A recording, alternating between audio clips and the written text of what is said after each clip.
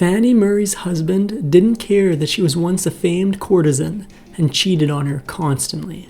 When she complained, he cruelly tossed her a single 20-pound note. But Fanny's response was so perfect, it went down in history. Fanny Murray, born Fanny Rudman, was 18th century London's top courtesan, an innocent young girl thrust into the seedy demi-monde against her will. She would go on to become the focal point of several sordid, career-ending scandals. Even after she traded in her tawdry life for a married one, she could not outrun her seedy past. The details of Fanny Murray's early childhood are largely lost to history.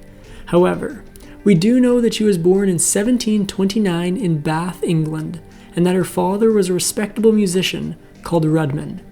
Her mother, sadly, is virtually unknown, but appears to have passed away long before she could teach Murray the ways of womanhood. Her father's friends didn't exactly set a good example.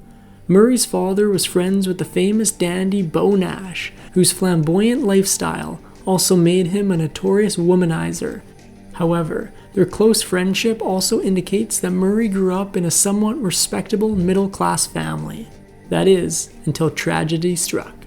Her father passed on, leaving her orphaned at the age of 12. After that, she would have to take drastic measures to survive. As a lowly orphan, Murray fell into poverty. Her prospects certainly didn't look good, but she had an enterprising spirit. She managed to eke out just enough to survive by selling flowers in the Abbey and outside the assembly rooms in Bath. It provided her with an excellent opportunity to people watch, and what she observed shocked her. While selling her flowers, Fanny Murray noticed that wealthy men seemed to have beautiful women on their arms who weren't their wives. She was, herself, quite fetching for a young girl, and wondered how she might become one of these kept ladies. Unfortunately for her, while she was busy watching the ladies, someone else was watching her.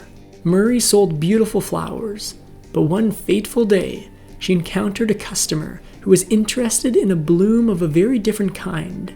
The young orphan girl met John Spencer, the grandson of the legendary general John Churchill, 1st Duke of Marlborough. Spencer, an even more notorious rake than Nash, seduced Murray and took the bloom of her flower. Sadly, that was just the beginning of her hardship. Spencer had stolen Murray's innocence. The consequences were brutal. After he discarded her, she fell into an even worse crowd. Her next customer was a captain in the army, and allegedly a few reprobates and seedy characters followed after that. Her life might have ended in the gutter if a certain gentleman hadn't intervened. He was the person she would have least expected. Of all the people to come to Murray's rescue, she could have never predicted it would have been Beau Nash. Her deceased father's friend saw the poor girl out on her luck, but spotted the potential that she had for making powerful men go weak in her presence. Well into his 60s, he invited Murray to live with him as his helpmate. Her world was about to change dramatically. It's likely that Nash took advantage of Murray's misfortune to satisfy his insatiable appetite for pleasure. However, unlike the other men in her past, Nash paid her for her services. He introduced Murray to the finer things in life and taught her a great deal about high society men and how to manipulate them. Her new skills were about to rock the nation's capital. After a few years serving as Nash's mistress, Murray was ready to strike out on her own. Even though she was just 14 years old, she left Bath and moved to London, where all of the real big spenders lived. However, she knew that if she wanted to make money, she would have to spend money. Unfortunately, she didn't have any of that. Her poverty made her take drastic measures. Without 2 pennies to rub together, Murray became a dress lodger. It seems likely that Nash, who still lived in Bath, was her benefactor. Just like it had with John Spencer back in Bath, Murray's beauty attracted the attention of another influential older man. This time, however, it was Jack Harris, one of London's premier procurers, who noticed the young girl from the countryside with her innocent-looking eyes. However, before he took her on as a client, he had to be certain of one thing. As the leading procurer of women in London, Harris had a reputation to protect, which meant he had to go to disturbing lengths before he hired Murray. Before he agreed to work with her, he had her checked for disease. Thankfully, her earlier encounters hadn't left her with any illnesses, not physical at least, and Harris included her in his booklet, Harris's List of Covent Garden Ladies. It was just the kind of advertising she needed. With Harris's help, it would only be a matter of time before Fanny Murray had a lucrative client list of seemingly respectable, powerful men. There were just a few details that they had to fudge first. Despite the fact that Murray had been a working girl for years, Harris's booklet described her as a new face. That wasn't the only lie she and Harris told. Respectable courtesans, as Murray aimed to be, had to be of age in order to protect the honor of their clients. However, when Murray teamed up with Harris, she was still under the age of 17. Either knowingly or unknowingly, however, Harris, in his booklet, misrepresented Murray as rising 19 next season. Murray's little deception paid off. With Harris's help and her own fudging of facts, Fanny Murray took to the Covent Garden scene like a storm. Her unique skills and fresh beauty quickly made her one of the most sought-after courtesans in all of London, catapulting her to the very top of the demi-monde. She had no idea the kind of mania she was about to set off. Even though Fanny Murray performed her talents behind closed doors, she developed a very public reputation. In fact, she became so famous, think 18th century Kardashian famous, that she was on the tips of everyone's lips, sometimes literally. One famous diarist from the time wrote, "It was a vice not to be acquainted with Fanny. It was an offense not to toast her at every meal." She even had famous fans. The hype around Murray and obsession with her beauty can't be overstated. In fact, she even had other famous beauties fawning over her. When Murray was the guest of honor at the British ambassador to Venice's casino, she attracted the attention of the famed Lothario Giacomo Casanova. But if he wanted a piece of Fanny's Fanny, he would have to line up, like everyone else. By 1749, Murray mania was in full swing. Before long, men all over England who couldn't afford a moment in her presence, far less a whole night, began buying mezzotint prints of her likeness. They then pinned these prints up in their homes, making her the first ever pin-up model. There was even more obsessive behavior than that. Men who couldn't afford Murray's services, which was every man except the uber-wealthy, still made sure to get their time with her. In addition to the pin-ups on their walls, men in England began to keep cutouts of Murray's face between the outer and inner layers of their pocket watches. It was all getting to be too much for Murray to handle on her own. Fanny Murray was more famous than she could have imagined, and her list was filling up faster than she could handle. But with the money rolling in, she didn't want to refuse any business, so she came up with a strange practice. Rumor has it that Murray hired a body double to keep up with the growing demand for her services. She may have shared her secrets with more than just one woman, however. Even if Fanny Murray managed to find a whole barracks worth of women who looked just like her, what men really wanted was her. Once again, she proved her entrepreneurial spirit when she published a pamphlet called The Careless Maid that gave her advice on how to become a complete French lady. But there was an even more scandalous publication bearing her name. Fanny Murray practically became synonymous with the life and adventures of courtesans. As such, she was likely the inspiration for John Cleveland's novel, Memoirs of a Woman of Pleasure, or Fanny Hill. The scandalous novel told the story of a lowly orphan who rose to prominence as a courtesan, oddly mirroring Murray's story, complete with pictures. She inspired one of the harshest book bans of all time. Even though Murray's client list included many prominent men in government, they weren't exactly thrilled to see their escapades fictionalized in Fanny Hill. Mortified at having their dirty deeds publicized like that, they went to extreme lengths to cover their dirty little secrets. The government banned the book and charged Cleland with corrupting the king's subjects. The scandal only made Murray mania even worse. The Fanny Hill crisis drove Murray mania into hyperdrive. To her gentleman clients, she was now a dangerous forbidden fruit, and to the women of London, she was a symbol of rebellion and independence that they wanted to emulate. As such, Murray became a singularly unique fashion icon with women wanting to wear everything she did. Or didn't. There was no question that Fanny Murray was beautiful, but not perfect. As one of her contemporaries put it, her face was handsome, though somewhat awry. As such, Murray always wore a custom broad-brimmed hat called a Fanny Murray cap to hide her gentle imperfections. But the other fashion trend she started didn't try to hide anything. One essayist from the time complained about Murray's impact on the London fashion scene. He wrote, "If Fanny Murray chooses to vary the fashion of her apparel, immediately every Lucretia in town takes notice of the change and modestly copies the chaste original." People even followed Murray's wildly indecent fashions.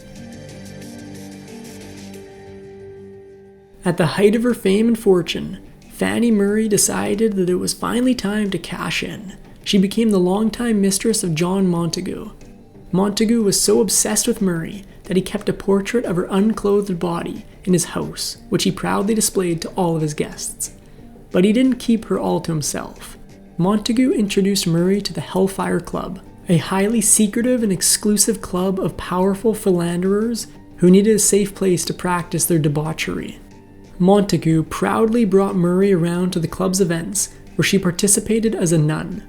Of course, she was not the kind of nun that you're probably thinking of. The Hellfire's Club's activities included satanic trappings. The events can barely be put into words, but suffice to say, they even made Murray blush. The unprintable events of the Hellfire Club that she witnessed would eventually come back to haunt her. After what she witnessed in the Hellfire Club, Fanny Murray was ready to settle down and step back from the demi-monde. In fact, she wanted to become a respectable woman, or something approximating one. So she married one minor noble, Sir Richard Atkins, believing that he could support her financially. She was mistaken. For Fanny Murray, old habits proved hard to break. Neither she nor Atkins remained faithful to each other during their marriage. In fact, their marriage was downright volatile, as Atkins continued spending lavishly on other courtesans, including some of Murray's biggest competitors.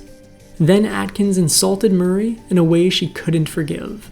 Fanny Murray had grown accustomed to making her own money as the demi-monde's most sought-after courtesan. But as a married woman, she had to rely on Atkins for money. Unfortunately, he was spending all of his cash on Murray's old competitors, so when she complained to him that she didn't have enough spending money, he tossed a 20-pound note her way. What she did with it was shocking. Even on a discount night, Murray could have commanded much more than a measly 20 pounds. So, when Atkins tried to dismiss her with the pathetic sum, she couldn't help but feel insulted. Angrily, she fired back at him. "Darn your 20 pounds, what does it signify?" She then placed the bill between 2 loaves of bread and proceeded to eat it. Given what happened next, however, she should have stashed that money away in a piggy bank. After a few years of an unhappy marriage, things between Murray and Atkins came to an abrupt end when Atkins passed away unexpectedly.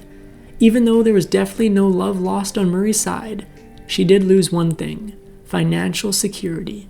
Atkins had squandered away all of his family's wealth, leaving Murray with a mountain of his debt. She would need all her entrepreneurial wiles to get out of this one. At 27, Fanny Murray was past her prime and she couldn't rely on her beauty for income like she had before. Unable to pay off the debts that Atkins had left with her, she was carted off to a sponging house, a type of lockup for people with big debts. But the only thing she was sponging up in that house was juicy, profitable gossip. Murray had gotten herself out of poverty before, with nothing but her resourcefulness. This time would be no different. After just a few weeks or months in the sponging house, she learned that John Spencer was getting married.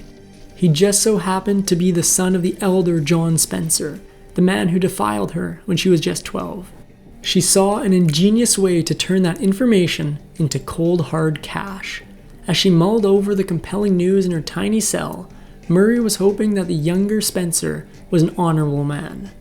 After some consideration, she had wrote a begging letter to Spencer and his wife-to-be, describing what the eldest Spencer had done to her in her youth. Essentially, she blamed Spencer's father for setting her life on the trajectory it was on. Her gamble paid off. Fortunately, the younger Spencer was a better man than the elder Spencer had been. Just as Murray had hoped, the younger Spencer read her letter and took pity on her. Wanting to set his father's past misdeeds right, Spencer agreed to pay Murray an annual stipend of £200. It wasn't quite the fortune she had wanted, but it was a good start. Her real payment was yet to come. Spencer knew what Murray needed more than money. She needed a good man. He introduced the retired courtesan to the prominent actor and theater owner David Ross, one of his close personal friends. The details are scarce, but it looks like Spencer twisted Ross's arm into marrying Murray, using the £200 as something of a dowry. Turns out, he was quite the matchmaker. With an engagement to David Ross, Fanny Murray got something that she never truly had before. She was once again a member of respectable society, and by all accounts, Murray and Ross actually enjoyed a happy marriage. However, even with this new start, she could not outrun her past. In 1763, an old poem by the journalist and radical politician John Wilkes surfaced and threatened to ruin Murray's rehabilitated reputation. The poem, an essay on women, was a lewd and rather explicit parody of Alexander Pope's An Essay on Man. It was also all about Fanny Murray. The contents of the poem shocked even her. The first line of the poem, which Wilkes had likely written at the height of Murray's fame with Thomas Potter, was "Awake, my Fanny." The line was too lewd for the highly religious society of the time, but it only got more sordid from there. The poem ended with Wilkes comparing Murray to the Virgin Mary, concluding that the courtesan was the more virtuous because she was childless. The scandal was about to spill over into full-blown controversy. Murray's old admirer and lover, Montagu, seized on the opportunity to use the poem to his advantage. He wanted to seek revenge on Wilkes for an event at the Hellfire Club that Murray had likely witnessed. Wilkes had managed to frighten Montagu with a cleverly timed prank, embarrassing Montagu in front of his friends and mistress. Murray's sordid past was about to become a matter of public record. Despite the fact that Montagu had once been Murray's #1 client, he wanted revenge more than he wanted moral consistency. To Murray and Wilkes's horror, Montagu read portions of the scandalous and lewd poem out to the House of Lords, who denounced as blasphemous and obscene. They then expelled Wilkes for having written it. Murray could only hope to escape blowback herself. Even though she was the subject of the poem, Fanny Murray managed to escape the scandal largely unscathed. Montagu, however, did not. One of the characters in the newly released The Beggar's Opera. Jimmy Twitcher pulled off a similarly hypocritical betrayal. The public began calling Montagu Twitcher for his deceitful act. But Murray had personal problems. Thankfully, most critics spared Murray from the controversy, calling her contribution little more than a matter of literary convention. However, she didn't escape personal consequences. Murray's marriage suffered from having her past dredged in such a public way, but it's not like her husband Ross was immune from scandals of his own. After her own problematic poem incident, Murray's husband Ross became the subject of his own poetic scandal. An anonymous author penned a poem, besmirching Ross' acting talent and bringing dishonor to their household. Murray offered £21 to anyone who could identify the author. It's unclear if she ever succeeded, but she did get her happily ever after. According to the historical records, Murray and Ross don't appear to have had any children. However, that doesn't mean that they didn't enjoy a largely successful marriage. One of Ross's biographies was full of praise for Murray, saying whatever her formal indiscretions had been, Murray had conducted herself as a wife with exemplary prudence and discretion. Fanny Murray's life was a whirlwind of beauty, scandal, and reinvention. From a flower girl to London's most celebrated courtesan, she navigated the highs and lows of fame with wit and resilience. Her marriage to David Ross marked a shift from the tumultuous demimonde to a life of stability and respect. Though her past scandals lingered in public memory, she managed to redefine herself, earning admiration for her dignity in later years. Fanny's story is one of survival and adaptability, leaving a legacy as both a cultural icon and a symbol of reinvention in 18th century society. What a surprising ending to the scandalous story of Fanny Murray. Thanks for watching History Exposé. If you love uncovering the best stories in history, hit like and subscribe to keep exploring with us. Don't forget to visit our main page, Factinate, for more incredible facts about everything.